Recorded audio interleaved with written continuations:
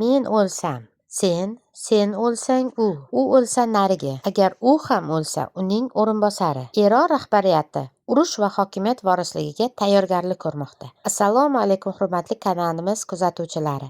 Kanalda yangi bo'lsangiz, like va obuna tugmasini bosishni unutmang. Tehrondagi oliy hokimiyat doiralariga yaqin bo'lgan bir nechta muhim shaxslar The New York Times gazetasiga telefon orqali intervyu berib, Amerika jamoatchiligini Islom Respublikasiga qarshi urush Tramp kutgan natija bermasligiga ishontirishga harakat qilishdi. Vorislik rejasi va yangi tanlovlar. Eronlik yuqori martabali manbalarda, jumladan Oyatulloh Ali Xomanaiy devoniga yaqin shaxsning so'zlariga ko'ra, oliy rahbar urush paytida o'ldirilgan taqdirda o'z o'rnini egallaydigan bir nechta vorislarni tayinlagan. Xomanaiy fuqarolik va kuch ishlatar tuzilmalarining barcha asosiy rahbarlariga ham shunday ko'rsatma bergan.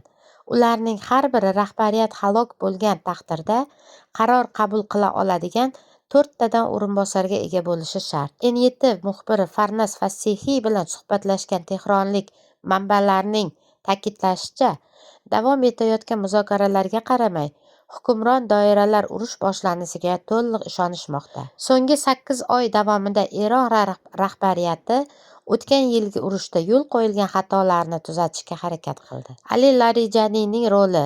O'sha voqeadan so'ng Ali Xomanaiy boshqaruv jilovini amalda Ali Larijaniyga topshirib, uni Milliy xavfsizlik oliy kengashi rahbari etib tayinlagan edi. Yanada vayronkor yangi urush musiqasida Larijaniyga oliy rahbar halok bo'lgan taqdirda mamlakatni boshqarish vazifasi yuklatilgan. Hokimiyatni topshirish mexanizmi.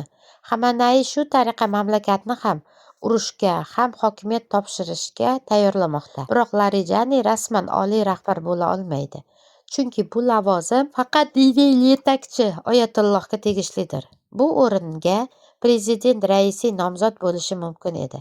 Ammo u Ozarbayjondagi aviahalokatda halok bo'ldi. Xulosa: Ali Larijaniyning 1970-yillardagi Xomanaiy tomonidan ishlab chiqilgan qonunga muvofiq mamlakatni boshqarish uchun yangi munosib faqih islom huquqshunosi topilgunga qadar Eronning amaldagi rahbari bo'lib qoladi.